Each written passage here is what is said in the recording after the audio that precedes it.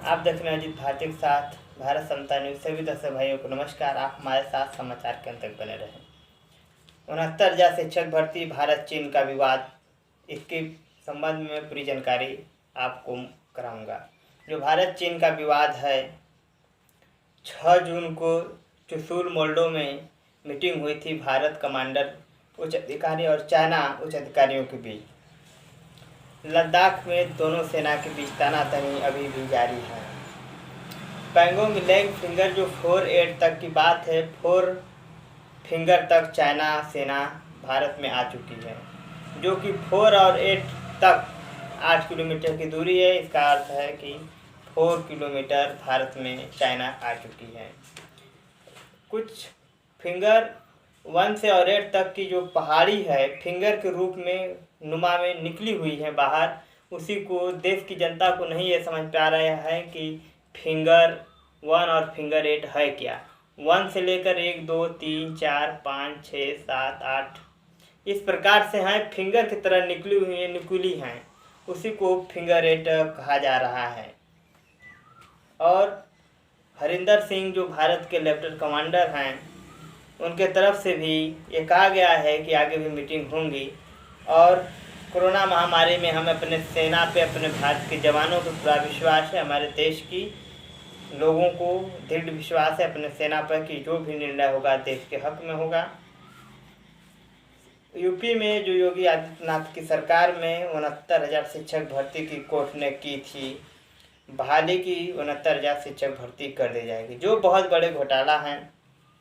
धर्मेंद्र पटेल व विनोद को गिरफ्तार प्रशासन ने कर लिया। गिरफ्तारी के बाद ये टॉपर हैं, शिक्षक होने वाले हैं, इनसे प्रश्न एक पूछा गया था। वो प्रश्न था कि देश के राष्ट्रपति कौन हैं, जबकि धर्मेंद्र पटेल को अपने राष्ट्रपति का नाम भी नहीं आया।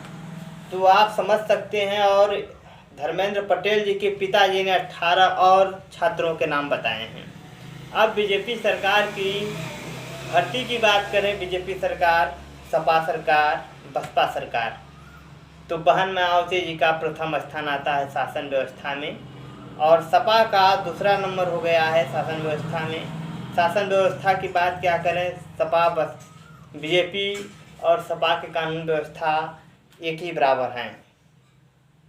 हालांकि वक्त इस समय बीजेपी का सरकार है, तो एक पत्रकार होने के नाते मैं सवाल बीजेपी से कर रहा हूँ, सपा से नहीं। लेकिन एक पत्रकार का नसीहत होता है कि कोई सरकार पे जरूर ध्यान दे। ये शिक्षक भर्ती चाहे देश प्रदेश में जितने भी कार्य हो रहे हैं सरकारी भर्तियों को लेकर, कानून व्यवस्था को लेकर, न्यायपालिका व्यवस्था को लेकर, इस पे एक पत्रकार के हैसियत से जरूरी होता है कि देश की जनता को सच्चाई बताया जाए। मात्र जो सरकार में होता है उसकी जिम्मेदारी नहीं होती, विपक्ष में जिम्मेदारी सवाल पूछना भी होता है। तो अब जो शिक्षक भर्तियाँ हैं, ये पेच फंस चुका है और इस भर्ती में लंबी प्रक्रिया चलेंगी।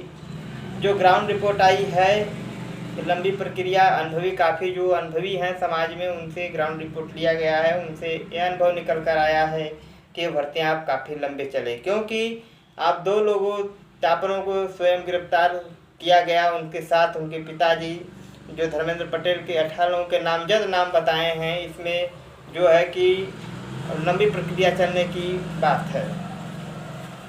प्रदेश में, यूपी सरकार में इस तरह घोटाले शिक्षक भर्तियों में ये बहुत निंदनीय है। और हमारे देश के जितने भी टेट सीजेट के छात्र हैं, मेहनत करके जो पढ़े लिखे लोग हैं, वो नहीं हो पा रहे हैं।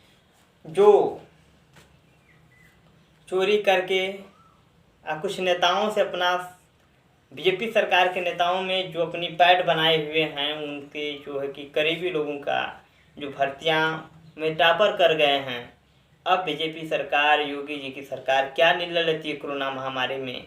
जो लोग ये कहते थे चुनाव में कि हम गरीबों की सरकार में, ये गरीबों की सरकार है और हम कानून व्यवस्था को बना के रखेंगे, और इस बीजेपी सरकार में कानून व्यवस्था ठीक चलती है, तो ये है कानून व्यवस्था। और जितने भी हमारे छात्र दर्शक भाई हैं, आप भी देख रहे होंगे कि शिक्षक भर्ती किस प्रकार घोटाले में चल रही है। आप भी मेहनत कर रहे हैं, मेहनत कष्ट लोगों को लगातार धोखा का सामना करना पड़ रहा है हमारे देश में। आप एक संवैधानिक अधिकार को, देश के संविधान को माने और संविधान के दायरे में रह के कोई कार्य करें। ऐसे भ्रष्ट लोगों को आप लोग साथ न दें, भ्रष्टाचार सरकारों को, भ्रष्टाचार सुशासन सरकारों जो सिर्फ पन्नों पे लिखती हैं, उनको आप जवाब दें। जय हिंद, जय भारत।